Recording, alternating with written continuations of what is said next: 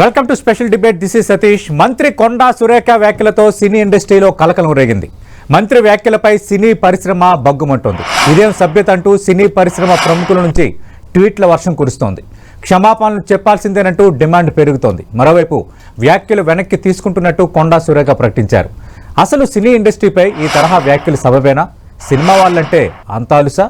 ఇదంశంపై మాట్లాడబోతున్నాం. మనతో పాటు ఉన్నారు ప్రముఖ విశ్లేషకులు తెలకపల్లి రవి గారు. తెలకపల్లి రవి గారు, మనం చాలా సందర్భాల్లో రాజకీయాల్లో మాట్లాడతాం, కానీ ఈరోజు ఇందులో రాజకీయం ఉంది, అలాగే సినిమా ఇండస్ట్రీకి సంబంధించిన కుటుంబం, సినిమా ఇండస్ట్రీ ఈ మధ్య కాలంలో ఈ స్థాయిలో రెస్పాండ్ అయిన వైనం, ఇవన్నీ కలిపి ఉన్నాయి ఇందులో. అంటే సినిమా వాళ్ళంటే అంత అలుసా అని ఉదయం నుంచి మొత్తం సినిమా యాక్టర్స్ చాలామంది రెస్పాండ్ అవుతున్నారు. మీరు నిన్న ఇదే 10 టీవీలో ప్రస్తావించినట్టు మహిళల కోణం కూడా నిజమే సతీష్. ఇప్పుడు చాలా బాధాకరమైనది ఒక మంత్రి ఇలాంటివి మాట్లాడటము, దాని మీద పరిశ్రమ అంతా స్పందించి పరిస్థితి రావటం. ఇది సినిమా పరిశ్రమకు సంబంధించిందే కాదు, మహిళల యొక్క గౌరవానికి సంబంధించింది.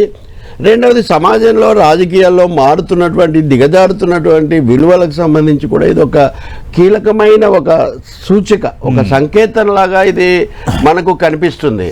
ఇంకా వేరే నేనేం మాట్లాడను. మిత్రుడు రామ్ గోపాల్ వర్మ దీని మీద చాలా తీవ్రంగా స్పందిస్తున్నారు. రామ్ గోపాల్ వర్మ స్పందిస్తున్నారంటే మీరు చూసుకోండి, మామూలుగానే కొంచెం విడ్డూరంగా విపరీతంగా మాట్లాడతానని ఆయన ఒప్పుకుంటాడు. తాగుబోతులకు కూడా అసహ్యం వేసేంత అసహ్యంగా మాట్లాడడం వాళ్ళకు తెలిసిన మర్యాద అని నాగేశ్వరరావు ప్రేమనగర్ సినిమాలో ఉంటారు. తాగుబోతులకు కూడా అంత అసహ్యంగా మాట్లాడటం అని ఇక్కడ అలా తయారైంది ఈ సమస్య. అందుకని ఆమె నిన్న మీతో అన్న ఏదో ఒక అమెండ్మెంట్ చేస్తారని రాత్రి ఆమె చేసిన సవరణ ఎలా ఉందంటే, సమంతకు సారి చెప్తేనో లేకపోతే ఒక కుటుంబం ఏంటంటే సినీ కుటుంబం. నేను మళ్ళీ చెప్తాను, ఇది అక్కినేని కుటుంబం సమస్య కాదు. అక్కినేని కుటుంబం ప్రధానంగా అగ్రభాగాన ఉన్నప్పటికీ కూడా ఇది సినీ కుటుంబానికి సంబంధించి, కుటుంబాలలో ఉన్న మహిళలకు సంబంధించి సమస్య సినీ కుటుంబంలో. ఎందుకంటే అంత తేలిగ్గా మాట్లాడటం, కేటీఆర్ మీరు కావాల్సిన 100 యుద్ధాలు చేసుకోండి, 100 బ్యాటిల్స్ చేయండి, కానీ ఎద్దులు పోట్లాడుకుంటే లేగదూడల కాళ్ళు విరిగాయని మీరు కిచులాడుకొని వాటి మీద ఇవేమి వ్యాఖ్యలు. పైగా మహిళలు రకుల్ప్రీత్ సింగ్ అయినా లేకపోతే ఈమెయినా వీళ్ళెవరు వాళ్ళకి వ్యక్తిత్వాలు లేవా? వాళ్ళు ఏమన్నా బొమ్మల? ఎవరో చెప్తే వెళ్ళిపోయారు, వీళ్ళు చెప్తే భయపడి పెళ్లి చేసుకున్నారు, అంత బలహీనంగా లేరండి మహిళలు. సార్ నేను చెప్తున్నాను, కేరళలో హేమా కమిటీ నివేదిక బయటకు వచ్చింది, ఆంధ్రాలో కూడా కమిటీని చేయమని చేస్తున్నారు, తమిళనాడులో చేస్తున్నారు. చాలా ఇప్పుడు చిత్ర పరిశ్రమ, మీరు ఒక్క విషయం గుర్తించండి, నాగార్జున కన్వెన్షన్ హాల్ కళ్యాణ మండపం అది జరిగినప్పుడు ఎవరైనా పరిశ్రమ నుంచి ఎంతమంది మాట్లాడుంటారు? ఒక్కరో ఇద్దరు కూడా మాట్లాడలేదు. పరిశ్రమకు కానీ ప్రజలకు కానీ సమాజానికి కానీ మీడియాకి కానీ ఏది వ్యక్తిగతమైన, ఏది స్వంత విషయము, ఏది సామాజిక కోణం అనేది స్పష్టంగా తెలుసు. సో ఇక్కడికి వచ్చేసరికి ఆమె మాట్లాడిన మాటలు కేటీఆర్ మీద బాణం ఎక్కుపెట్టి ఆమె అస్త్రము మహిళలకు తగిలిచ్చారు. అది ఇక్కడ వచ్చినటువంటి ఒక సమస్య. చాలా ఘోరం. ఆమె దిద్దుబాటు కూడా ఆమె పూర్తిగా చేసుకోవడం లేదు. ఆమె చాలా వ్యాఖ్యలు వెనక్కి తీసుకుంటున్నాను. గౌరవం సార్, సమంత సారీ కాదు, సినీ కళామ తల్లికి సారీ చెప్పాలి. బేసిక్ గా నేను చెప్పేది, నేను రామ్ గోపాల్ వర్మతో పాటు చెప్తున్నా. ఆమె ఒక మాట చెప్పారు, చాలా గొప్పది. మహాభారతంలో ఈ పద్యం, ఒరులే అవి ఎనరించిన నరవర ఎప్రియముగా తన మనమ్మున కగు తానవి ఒరులకు సేయకునికి పరాయణము పరమధర్మ పథములకెళ్ళన్. మీకు ఎవరే చేస్తే బాధ కలుగుతుందో అది మీరు ఇతరులకు చేయకుండా ఉండడం అనేది పరమధర్మం. మహిళగా మీ మీద బీఆర్ఎస్ వాళ్ళు కొంతమంది రఘునందన్ మీరున్న ఫోటోతో అలా పెట్టారని మీరు బాధపడ్డారు, అందరం బాధపడ్డామని తప్పు పడ్డారు, ఎవరు బలపరచలేదు. కానీ మీరు దాన్ని ఆధారం చేసుకొని కేటీఆర్ని అంటున్నాను అనుకొని మీరు నిజానికి మహిళలను అన్నారు. అన్న తర్వాత ఇప్పటికి కూడా మళ్ళీ తగ్గాను అనుకుంటారేమో అని కేటీఆర్ రాజీ పడొద్దండి. కేటీఆర్ ఎవరు రాజీ పడమన్నారు? కాబట్టి ఇక్కడ మహిళలను కేటీఆర్ లీగల్ నోటీస్ ఇచ్చి నన్ను ఇంకా రెచ్చగొడుతున్నారు, నేను కేటీఆర్ వదిలేదు కదా. ఇప్పుడు ఏ వ్యక్తి మీద అయినా కానీ, ఏ వ్యక్తి అయినా, కేటీఆర్ అయినా లేదు ముఖ్యమంత్రి గారైనా ఇంకొకరైనా ఇష్టానుసారం మాట్లాడితే వాళ్ళు చేస్తారు. మీరు రాజకీయంగా ఎదుర్కొని అందులో సందేహం ఏం లేదు. కానీ మీరు మూడో వ్యక్తులు లాగారు, మొత్తం పరిశ్రమను లాగారు. ఆధారాలు మీకు ఉన్నాయా? నేను ఆ ప్రశ్న కూడా రాత్రి కూడా మూడు పొరపాట్లు ఉన్నాయి సతీష్. ఓకే, కొండా సురేఖ గారి మాటల్లో ఆమె కూడా ఓకే, సమంత చాలా బాగా చెప్పారు. ఈ ఆకర్షణీయమైన సినీ ప్రపంచంలో ఆత్మగౌరవాన్ని కాపాడుకుంటూ ఎదురీది నిలబడటం అన్నది చిన్న విషయం కాదని మీరు గుర్తించండి. పదాల్లో చాలా ఆర్ద్రత ఉంది సురేఖ గారు అన్నారు. రెండవది, రాజకీయ కుట్రల్లోకి మమ్మల్ని లాగకండి అన్నారు. Don't drag us into political conspiracies and don't use us as weapons for your political rivalry అన్నారు. కాబట్టి ఇక్కడ ఆమె కనుక ఆధారాలు ఉంటే, నిజంగా ఆమె మహిళల మేలు కోరుకుంటే మంత్రిగా ఆమె ప్రభుత్వానికి చెప్పొచ్చు, మహిళా కమిషన్, అది వేరే సమస్య. రెండవదండి, డ్రగ్స్ మీద చేసే యుద్ధం. రేవంత్ రెడ్డి హైడ్రా కంటే ముందు డ్రగ్స్ మీద యుద్ధం చేశారు. ఇప్పుడు ఈమె అంటారు కదా డ్రగ్స్ యుద్ధం మొత్తం లోపరుచుకోవడానికి అని చెప్తే, అసలు డ్రగ్స్ ఎందుకు వచ్చింది ఈ సమస్యలోకి? డ్రగ్స్ ఒక ఆయన అలవాటు చేస్తే వీళ్ళందరూ అలవాటు చేసుకున్నారు అంటే డ్రగ్స్ అలవాటు చేశారు, వాడారు అని కూడా ఆమె ఆరోపిస్తున్నారు. బట్ ఇంప్లికేషన్స్ డ్రగ్స్ అలవాటు చేశారు, వీళ్ళందరూ వాడారు అంటే మీరు ఒక విధంగా బలమైనవి మీరు చెప్తున్నారు. మూడోది ముఖ్యమైనది, ఒక మహిళా మంత్రి చేయకూడదు, విక్టిమ్స్ పేర్లు ఎప్పుడు చెప్పకూడదు. నిజంగా ఏదైనా జరిగితే నేను జరిగింది జరగలేదు దాంట్లో పోట్ల, మీరు విక్టిమ్స్ పేరు బయట పెట్టడం అన్నది చట్టపరంగా చాలా పొరపాటు. అంటే 3 కోణాలు, ఉద్వేగానికి గురై ఇటువంటివి చేస్తే ప్రభుత్వం ఏమవుతుంది? పైగా మీరేం ఈ రోజు అధికారంలోకి రాలేదు, చాలా దాదాపు ఏడాదిగా వస్తుంది. కాబట్టి మీరు ఒక విధంగా సీనియర్ మంత్రి, పనిచేసిన అనుభవం ఉన్న వ్యక్తి, రేఖలు ఉంటాయి ప్రజా జీవితంలో, రేఖలు ఉంటాయి. ఆ రేఖ దాటకూడదు. సురేఖ అంటే మంచి రేఖ, కానీ సురేఖ గారు ఆవేశంలో కోపంలో సురేఖ దాటారు ఆమె కొంచెం. దాన్ని దిద్దుకునే బదులు ఇప్పుడు మళ్ళీ శశభిషలు భేషజాలు అనవసరమైన విషయం. ఆమె భేషజాలు లేకుండా బేషరతుగా జరిగిన దాన్ని సవరించుకోవాలి. మహిళలను విశ్వాసంలోకి తీసి క్షమాపణ చెప్పాలంటున్నారు. క్షమాపణ చెప్పమనండి, ఇంకో విధంగానండి, పూర్తిగా చేయాల్సిన అవసరం ఉంది. ఇంకోటి హైదరాబాద్కి ప్రతిష్ట రావడంలో ఒక కీలక పాత్ర చిత్ర పరిశ్రమది. ఐటీ ఎటువంటిదో చిత్ర పరిశ్రమ కూడా అటువంటిది. చిత్ర పరిశ్రమను ఈ స్థాయిలో గాయపరచడం, కుటుంబ సంబంధాలను గాయపరచడం, ఆర్జీవి కూడా అంటున్నట్టుగా కుటుంబ విలువల గురించి ఎవరో వాళ్ళ మామ మీద అటువంటి వాటిలో వాళ్ళ మీద ఓకే, ఒక్క మాట చెప్తాను. సమంత అన్నట్టే కొండా సురేఖ కూడా ధైర్యంగా నిలబడి నాయకురాలు అయ్యారు, అవన్నీ నిజమే. కానీ దాని అర్థం ఏంటండి? మీరు వేరే వాళ్ళ మీద ధైర్యం అంటే ఎవరి మీద ఏది పడితే అది మాట్లాడారు, సరి కాదండి. రైట్, రవి గారు విశ్లేషణ. మంత్రి కొండా సురేఖ వ్యాఖ్యలపై సినీ ఇండస్ట్రీ బగ్గమంటోంది. అంటే సినిమా వాళ్ళంటే ఎంత అలుసా అన్న ప్రశ్న ప్రతి ఒక్కరు పాయింట్అవుట్ చేస్తున్న నేపథ్యం ఇదే అంశంపై తెలకపల్లి రవి గారితో విశ్లేషణ కొనసాగుతోంది.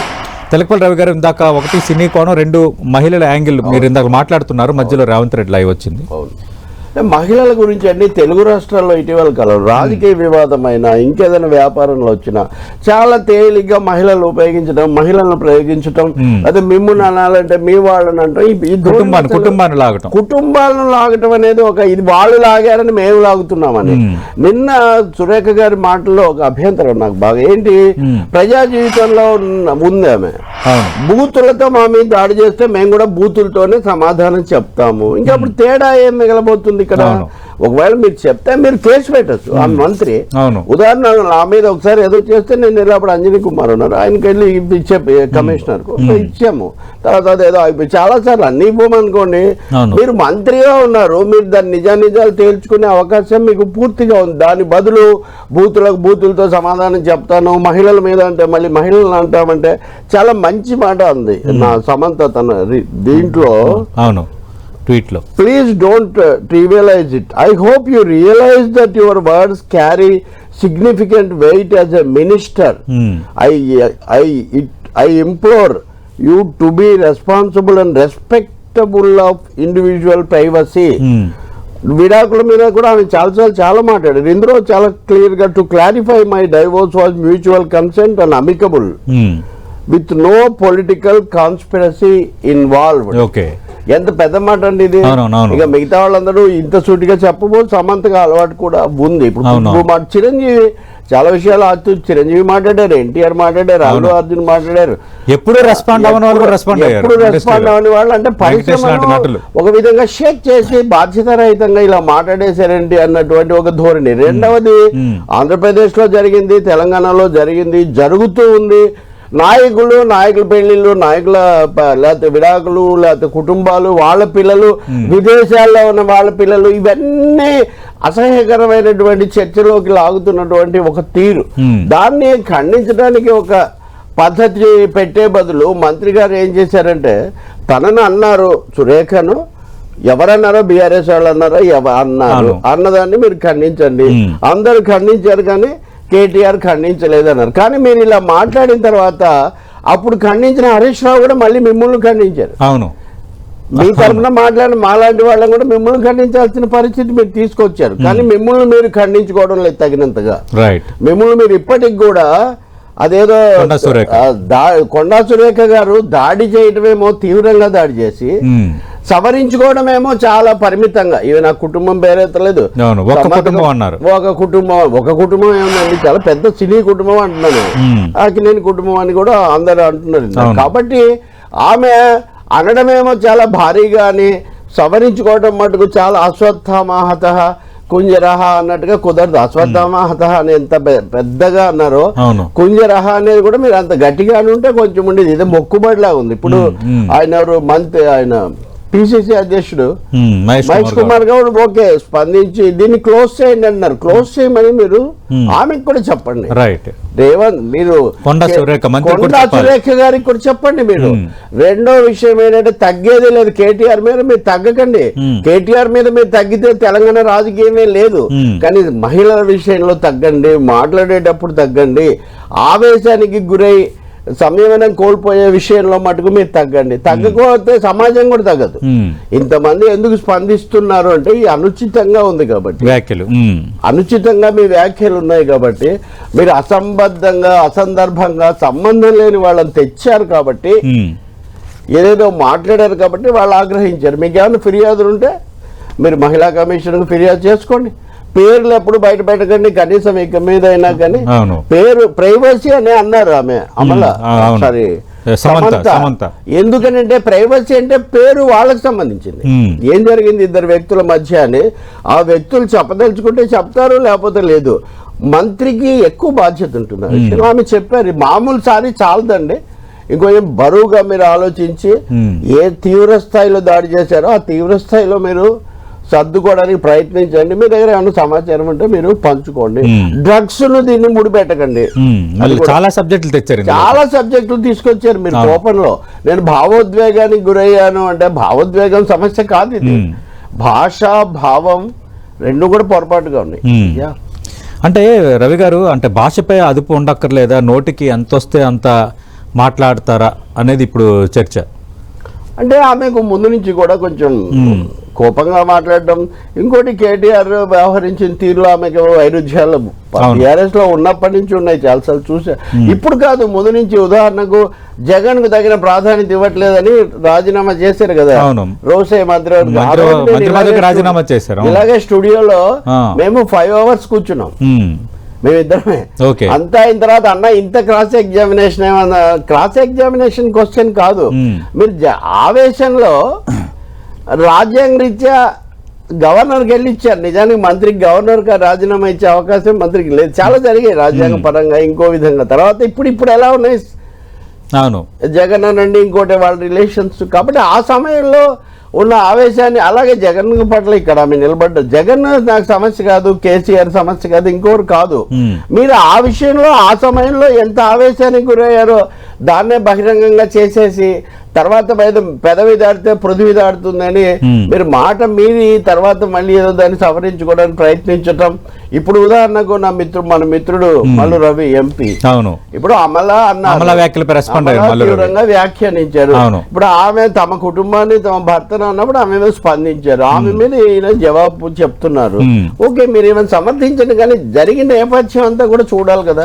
కాబట్టి ఈ చర్చను దారి తప్పించడానికి కారణం ఆమె సురేఖ వ్యవహరించిన తీరే. దాన్ని ఆమె సవరించుకుంటే కనుక మళ్ళీ అన్ని మహేష్ కుమార్ గౌడ్ అందుకు చొరవ తీసుకొని ఆమెతో ఒక సంపూర్ణమైన వివరణ, సంజాయిషి, సర్దుబాటు, క్షమాపణ ఏదో ఒకటి చేసి ఇండస్ట్రీ పెద్దలకు కూడా దానికి సంబంధించిన సర్దుబాటు చేస్తే చాలా సరిపోతుంది. ఒకటైతే కనిపిస్తుంది సతీష్, ఇటీవల కాలంలో చాలా సందర్భాల్లో ఇండస్ట్రీ రెండుగా చీలిపోయిందని, మూడుగా చీలిపోయిందని, వాళ్ళనంటే వీళ్ళు స్పందించలేదు, వీళ్ళనంటే వాళ్ళు స్పందించలేదు, ఇలాంటి చాలా సన్నివేశాలు చూసాం. కానీ ఈ ఒక్క ఘటన, ఈ మాట, ఈ అనుచితమైనటువంటి ప్రస్తావన ఎపిసోడ్ అందరినీ ఒకటి చేసింది.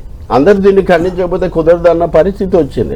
కాబట్టి ఇక్కడ మహిళలకు జరిగిన మేలు లేదు. ఒక విధంగా వాళ్ళ స్థానాన్ని ఆమె అన్నట్టుగా సమంత ట్వీట్ లో కూడా చెప్పినట్టుగా మరింత అండర్ మైన్ చేసే విధంగా మారింది. సో సుమంత ఇంకొక 2 ట్వీట్స్ ఏమని ఏముంది, ఎక్స్ లో మీడియాతో మాట్లాడారు కదా, కేటీఆర్ ను ఒకటిగా చూడండి. ఇప్పుడు నాగార్జున కూడా లీగల్ నోటీస్ ఇవ్వడం గురించి ఆలోచిస్తున్నారు అని చెప్తున్నారు. కేటీఆర్ ఎలాగూ నేను నోటీస్ ఇచ్చానంటున్నారు. మీరు లీగల్ గా ఉన్నది కేటీఆర్ తో లీగల్ గా పొలిటికల్ గా మీరు చూసుకోండి. But you separate industry, you separate women. నేను ఇంకోటి కూడా చెప్తున్నా సోషల్ మీడియా గురించి, మీడియా గురించి. ఇది రాగానే నిన్న మధ్యాహ్నం కొన్ని సోషల్ మీడియా సైట్స్ లో ఇది నిజమేనా, అవునా కాదా ఇలా వ్యాఖ్యలు పెట్టారు. నేను కూడా కొన్ని తంబ్రైల్స్ చూశాను.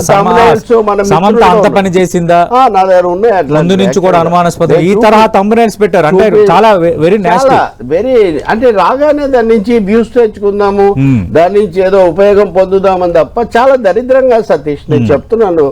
చాలా సీనియర్ జర్నలిస్ట్. యాక్చువల్ గా 10 టీవీ కొంత సామాజిక బాధ్యతను గుర్తెరిగి నిన్న కొండా సురేఖ చేసిన స్టేట్మెంట్స్ ను కూడా మేము కనీసం అంటే అప్పుడు స్టేట్మెంట్ చేశారు, ఒకసారి టెలికాస్ట్ అయింది. ఆ తర్వాత గ్రాఫికల్ గా కానీ ఆమె ఆడియో పరంగా కూడా మేము టెలికాస్ట్ చేయలేదు. రవి గారు దాసరి నారాయణరావు తీసిన సినిమాకి అద్దాల మేడ అని పేరు పెట్టారు.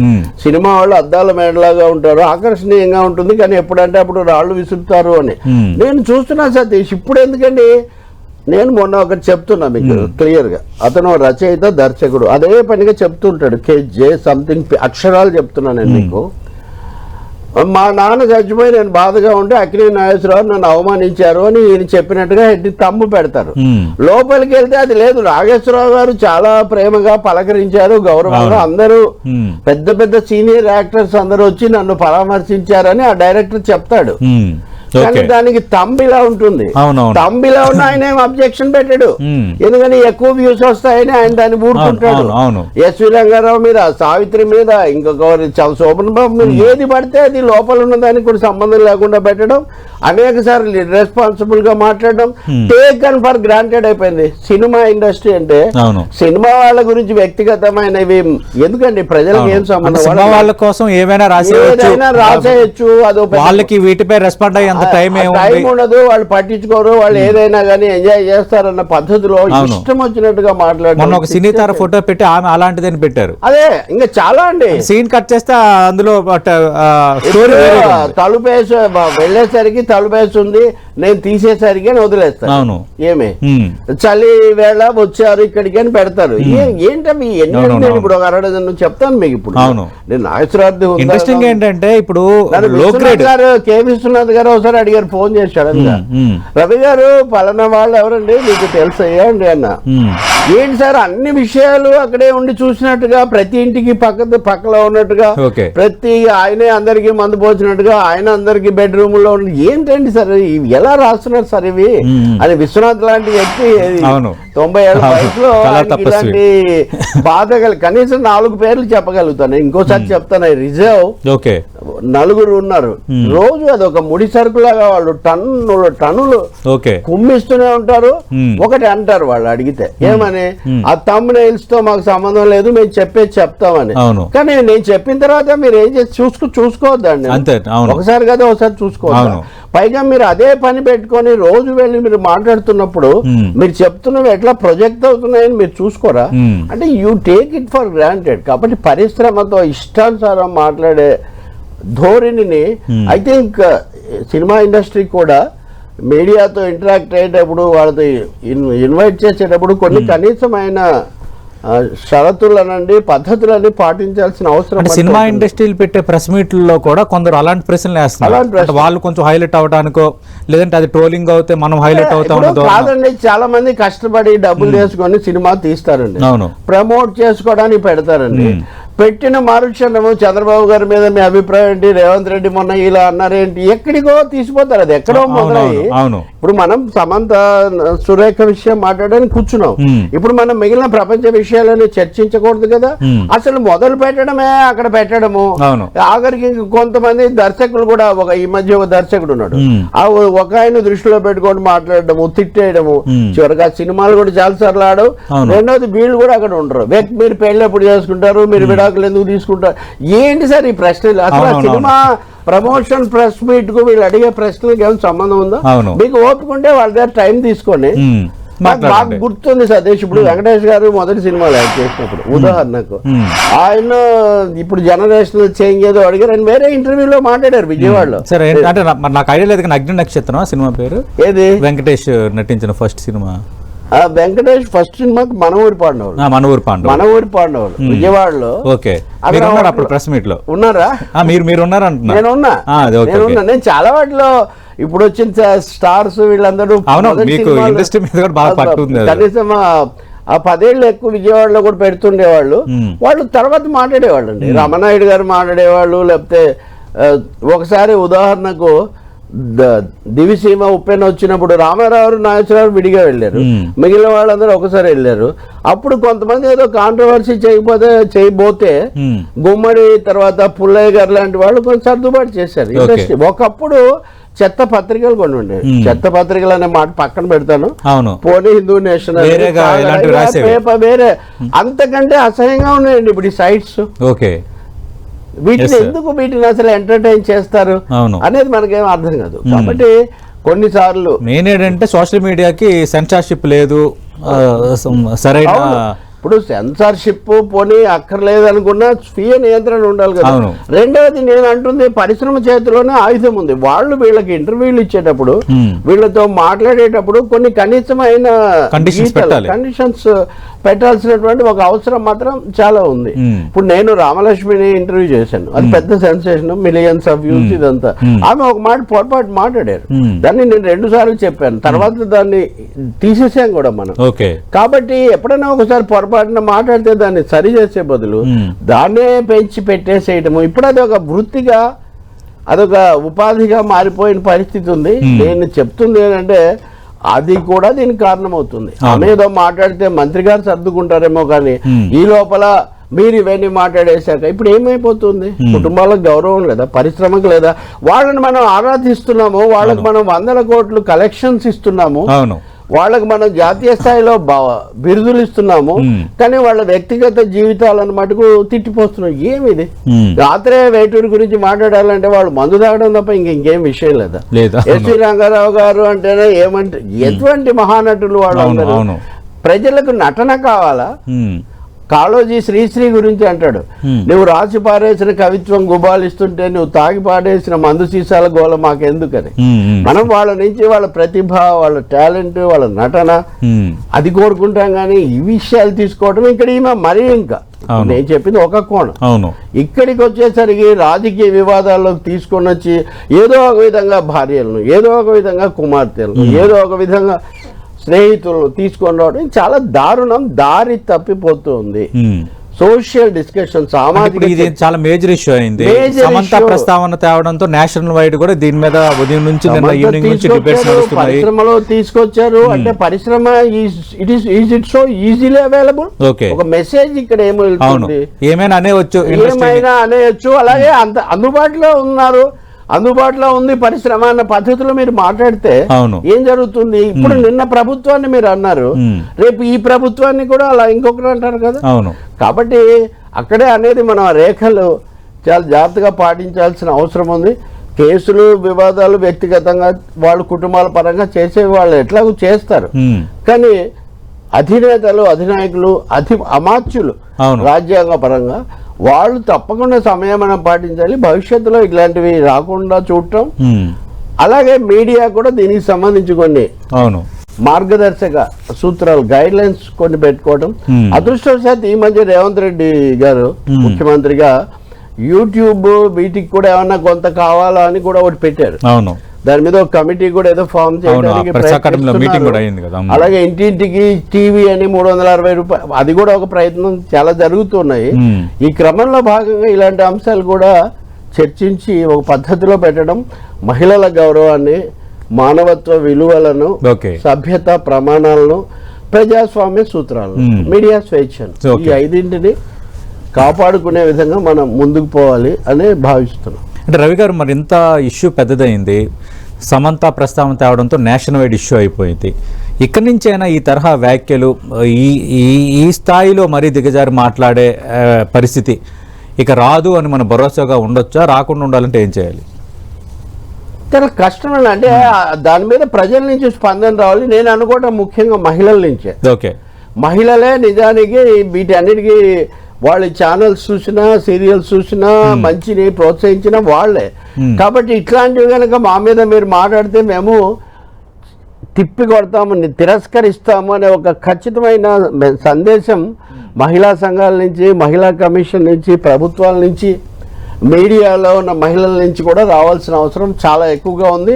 అలాగే చూసే వాళ్ళకు కూడా, ముఖ్యంగా యువతకు. ఎవరు చూసినా ఇప్పుడు ఫోన్ లేకుండా ఎవరు కనిపించట్లేదు, ఇటువంటివే కదా ఎక్కువ చూస్తున్నారు.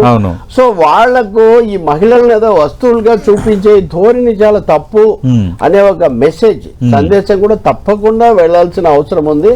రాజకీయం చేసుకోండి, కానీ ఒక సామెత ఉంది చాలా కాలంలో, మా ఊళ్ళో అందరు పెద్ద మనుషులే కానీ పంచాయతీలో కూర్చొని తగాదా పెట్టుకుంటే మటుకు అమ్మలు రావాల్సిందే అని. అంటే మీకు అర్థమైంది?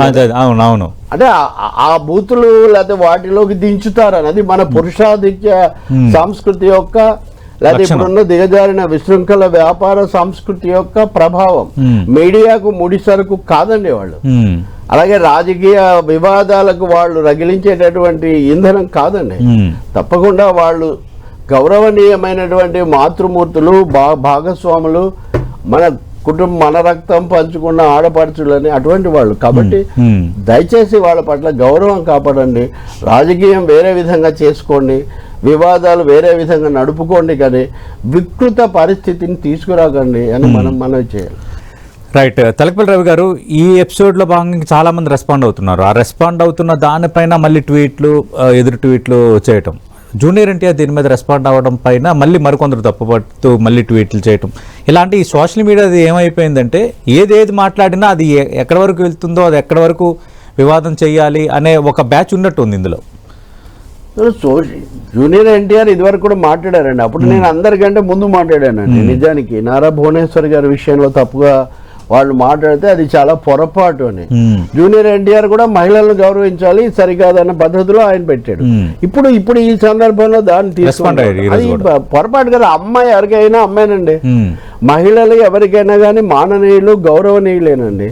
ఎప్పుడు ఎవరు ఏమన్నారు, దాని పూర్వరంగం ఏంటి, అవి ఇవి చూడకుండా అన్నింటినీ కలగాపులగం చేసి చివరికి జరిగేది ఏంటంటే మళ్ళీ అదే చర్చ. ఇప్పుడు ముఖ్యమంత్రి అనడానికి ముఖ్యమంత్రి భార్యను లేదా మాజీ ముఖ్యమంత్రి భార్యను అది ఏమి సందర్భం? ఇది ఇంతకుముందు ఎప్పుడు లేదు. ఇది ప్రస్తుతం ఇప్పుడు నిన్న కర్ణాటకలో ఏమైంది, సిద్ధరామయ్య మీద కూడా కేసు పెడితే ఆయన భార్య పార్వతి 40 ఏళ్లలో ఒక్కసారి కూడా నేను రాజకీయాలు మాట్లాడలేదు, ఇప్పుడు నా 14 ప్లాట్లు నేను తిరిగి ఇచ్చేస్తున్నాను, నా భర్త ఇదేమి అందుకని ఆయన చెప్పారు. మిగతా రాజకీయాలు పక్కన పెడదాం. సో కుటుంబాలు, మహిళలు అన్న సంబంధాలు ఆ విధంగా ఉంటాయి. వాళ్ళు రాజకీయాల్లో ఉంటే వేరే విషయం, కొన్ని కుటుంబాల్లో అలా కూడా ఉంటారు. కానీ ఇక్కడ జరుగుతుంది వేరు. ఇది దారి తప్పకూడదు నేను అనుకుంటుంది. కులాల పరంగా కానీ, కుటుంబాల పరంగా కానీ, రంగాల పరంగా, లేకపోతే ఏ విధంగా అయినా దీన్ని పక్కదో పట్టించనే వద్దు.